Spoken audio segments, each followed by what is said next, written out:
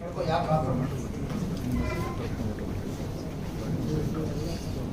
ಅಂಗನವಾಡಕ್ಕೆ PDO ಕೇಂದ್ರ ಸಿಡಿಪಿಗೆ ಒಂದು doctor area fix ಮಾಡಿ ಕೊಡ್ತಾರೆ ಸರ್. ಪಂಚಾಯತಿ ಅವರೇ CDO ಡಾಕ್ಯುಮೆಂಟ್ ಕೊಡ್ತಾರೆ. ಅದ್ರ ಮುಖಾಂತರ ನಾವು ಪಂಚಾಯತ್ ಅವರಿಗೆ 20 ಸಲ ಅರ್ಜಿ ಹಾಕಿದ್ವಿ ಸರ್. ನೀವು ಎಲ್ಲಿ ಗುರುತಿಸ್ಕೊಡಿ ಅಂತ. ಮತ್ತೆ ದಂಡಾಧಿಕಾರಿಗೆ ಹಾಕಿದ್ವಿ, ತಹಸೀಲ್ದಾರ್ಗೆ ಹಾಕಿದ್ವಿ, EOಗೆ ಹಾಕಿದ್ವಿ ಸರ್.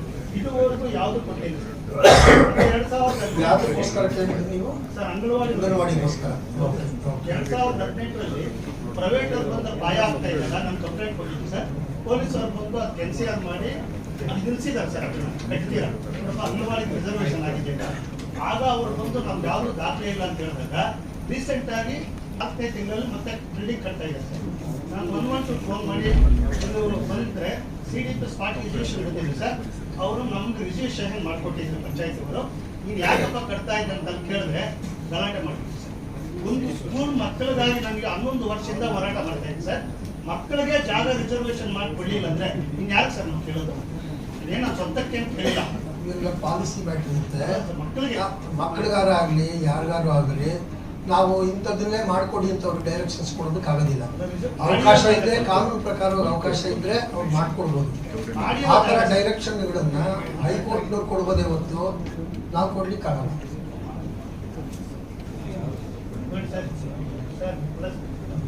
ಇಲ್ಲಿ CDP ಅವರು ಕೊಟ್ಟಿದ್ದಾರೆ ಸರ್. ಪಂಚಾಯತಿ PDO ಡಾಕ್ಯುಮೆಂಟ್ ರೆಡಿ ಮಾಡಿ ಈಗ ಲೈಸೆನ್ಸ್ ಕೊಟ್ಟಿದ್ದಾರೆ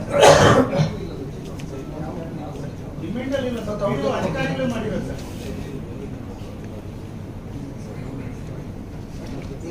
ಅದು ಯಾರು ಡಾಕ್ಯುಮೆಂಟ್ ಯಾರು ಮನೆ ಕಟ್ತಾರೆ ಚಪ್ಪಂದಿ ಇದೆಯಾ? ಅವ್ರಿಗೆ ಏನಿಲ್ಲ ಸರ್. ಇದರಲ್ಲಿ ಇರ್ಬೇಕಲ್ಲ ಮೇಲ್ ಕೊಟ್ಟರು ಅವನಿಂಗ್ ಓನರ್ ಅದ ಪ್ರೈವೇಟ್ ಪರ್ಸನ್ ಅವನಿಗೆ ಅದು ನೀನು ಕೊಟ್ಟರೆ ಅನುಮತಿ ನೀನು ಕೊಟ್ಟರೆ ಅವ್ನು ರೇಟ್ಸ್ ತೋರಿಸ್ತೀನಿ.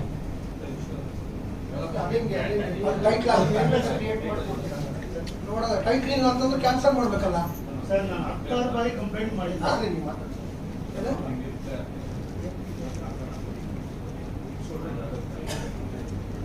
ಯಾರು ಗ್ರಾಮ ಗಡಿ ಯಾರು ಮುಗಿಸ್ಕೊಡ್ಬೇಕು? ಒಂದು ನಿಮಿಷ. ಗ್ರಾಮ ಠಾಣಾ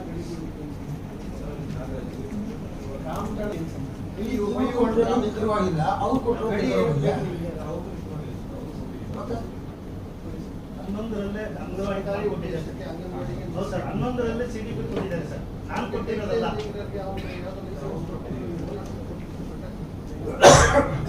ಡಿಮಾಂಡ್ ನಲ್ಲಿ ಬರ್ಬೇಕಾದ್ರೆ ಎಂತಿದ್ರು ಯಾವ್ದಾರ ಬೇಕಾದ್ರೆ ಡಿಮಾಂಡ್ ರಿಜಿಸ್ಟರ್ ಎದುರಿಗೆ ಡಿಮಾಂಡ್ ರಿಜಿಸ್ಟರ್ ಮಾಡೋದು 11ರಲ್ಲಿ ನೀವು ನೀವೇ ಕೊಟ್ಟಿದ್ರಿ. ಕಟ್ಟೋ ಲೈಸೆನ್ಸ್ ಕೊಟ್ಟಿದ್ರಿ, ಡಿಮ್ಯಾಂಡ್ ಕೊಟ್ಟಿದ್ರಿ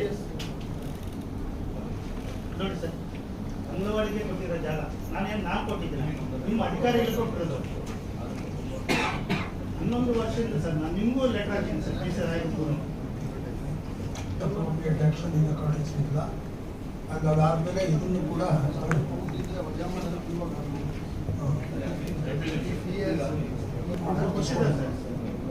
ದಾಖಲೆ ಎಲ್ಲ ಇದೆ ಸರ್. ನೋಡಿ ಸರ್.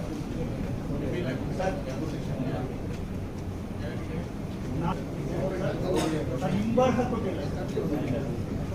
ಇದನ್ನೆಲ್ಲ ದಾಖಲೆ ಇದೆಯಲ್ಲ, ಇದನ್ನೆಲ್ಲ ತಗೊಂಡು ಇವ್ರಿಗೆಲ್ಲ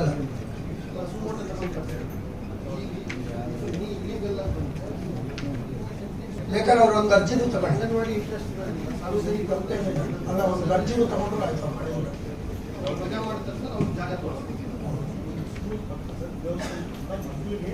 ಆಯ್ತಪ್ಪ. ಈಗ ಎಷ್ಟು ದಿನ ಬೇಕು ಮಾಡೋಕ್ಕೆ? 1 ಮಂತಲ್ಲಿ ಆಗಲ್ಲ. 1 ಮಂತ್ ನೋಟಿಸ್ಗೆ ಆಗ್ತದೆ. ಪಬ್ಲಿಕ್ ನೋಟಿಸ್ ಇಶ್ಯೂ ಮಾಡಬೇಕು. ಜೊತೆಗೆ ಅದನ್ನು 2 ಮಂತ್ಸ್ ಕೊಡ್ತೀವಿ. 2 ಮಂತ್ಸ್ ಒಳಗೆ ಮಾಡ್ಕೊಡ್ಬೇಕು.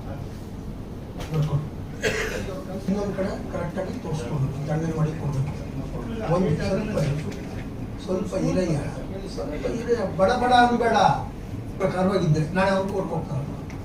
ಇವ್ರು ಏನು ಮಾಡ್ತಾರೆ? ಇವ್ರು ನೋಟಿಸ್ ಕೊಟ್ಟ ತಕ್ಷಣ ಕೋರ್ಟ್ಗೆ ಹೋಗ್ತಾರೆ. ಒಂದು ಸ್ಟೇ ತಗೊಂಡ್ಬರ್ತಾರೆ. ಕೋರ್ಟ್ನಲ್ಲಿ ಅವಂದು ಅಂತ ತೀರ್ಮಾನ ಆಗುತ್ತೆ. ಏನು ಮಾಡ್ಬೇಕು ಅವಾಗ? ಅರ್ಥ ಮಾಡ್ಕೋ ಸ್ವಲ್ಪ. ಅದಕ್ಕೆ ಅವ್ರು ಹೇಳೋದು, ಈಗಲೇ ಅದಕ್ಕೆ ಅವಕಾಶ ಇಲ್ದಂಗೆ ಅವಂದು ಪರಿಶೀಲನೆ ಮಾಡಿ, ನಿಮ್ಮದು ಪರಿಶೀಲನೆ ಮಾಡಿ, ಒಂದು ವೇಳೆ ಅದು ಕರೆಕ್ಟಾಗಿದೆ, ಅವಂದು ಕಾನೂನು ಪ್ರಕಾರವಾಗಿದೆ ಅಂದರೆ ಅವ್ನು ಕಟ್ಟಿರೋ ಜಾಗ ಬಿಟ್ಟು ಬೇರೆ ಕಡೆ ನಿಮಗೆ ಅಂಗನವಾಡಿ ಕೊಡೋದಕ್ಕೆ ವ್ಯವಸ್ಥೆ ಒಂದು ಆಲ್ಟರ್ನೇಟಿವ್ ಇದೆ. ಎರಡನೇ ಆಲ್ಟರ್ನೇಟಿವ್ ಏನಪ್ಪ ಅಂದರೆ ಅವನು ಕೊಟ್ಟಿರ್ತಕ್ಕಂಥದ್ದು ಇಲ್ಲೀಗಲ್ ಆಗಿದ್ರೆ ಅದನ್ನೇ ಕ್ಯಾನ್ಸಲ್ ಮಾಡಿ ನಿಮ್ಗೆ ಕೊಡು. ಅಷ್ಟೇ ಸರ್ ನಾನು ಆರ್ಡರ್ ಮಾಡಿದೆ. ಎದುರುದಾರರು ಹಾಜರಿದ್ದಾರೆ. ಪ್ರಕರಣದಲ್ಲಿ ನಿಮ್ಮ ಹೆಸರೇನಿದೆ? ಆನಂದ್, ಎಕ್ಸಿಕ್ಯೂಟಿವ್ ಆಫೀಸರ್, ಶೆಟ್ಟಳ್ಳಿ ಗ್ರಾಮ ಪಂಚಾಯತಿನ ಅದಕ್ಕೆ ಬರುತ್ತೆ. ಚಿಂತಾಮಣಿ ತಾಲೂಕು ಇಒ ಚಿಂತಾಮಣಿ ತಾಲೂಕು ಇವರನ್ನು ಸಹ ಪಕ್ಷಕಾರನಾಗಿ ಮಾಡಿಕೊಳ್ಳಲಾಯಿತು. ಡೈರೆಕ್ಷನ್ಸ್ ಕೊಡೋದು ಪಾರ್ಟಿ ಮಾಡಿಕೊಡ್ತಾರೆ.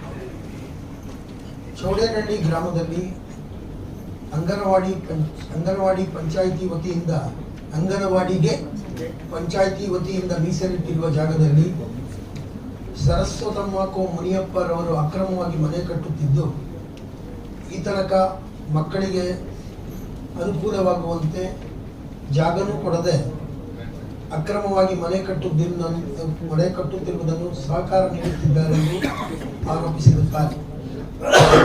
ಹಾಜರಿದ್ದ ಇಒರವರು ಇದರ ಬಗ್ಗೆ ದಾಖಲಾತಿಗಳನ್ನು ಪರಿಶೀಲಿಸಿ ಎಷ್ಟು 2 ತಿಂಗಳ ಸಾಕ ತಿಂಗಳ ಒಳಗಾಗಿ ದಾಖಲಾತಿಗಳನ್ನು ಪರಿಶೀಲಿಸಿ ಕಾನೂನಾತ್ಮಕವಾಗಿ ಸೂಕ್ತ ಆದೇಶ ಹೊರಡಿಸುವುದಾಗಿ ನುಡಿದಿರುತ್ತಾರೆ. 2 ತಿಂಗಳು ಕಳೆದರೂ ಸಹ ಎದುರುದಾರರು ಅಂದರೆ ಇಒರವರು ಯಾವುದೇ ಕ್ರಮ ವಹಿಸದಿದ್ದಲ್ಲಿ ಮತ್ತೊಮ್ಮೆ ಲೋಕಾಯುಕ್ತ ಸಂಸ್ಥೆಯನ್ನು ಸಂಪರ್ಕಿಸುವ ಹಕ್ಕನ್ನು ದೂರುದಾರರಿಗೆ ಕಾಯ್ದಿರಿಸಿ ಪ್ರಕರಣವನ್ನು ಮುಕ್ತಾಯಗೊಳಿಸಲಾಯಿತು.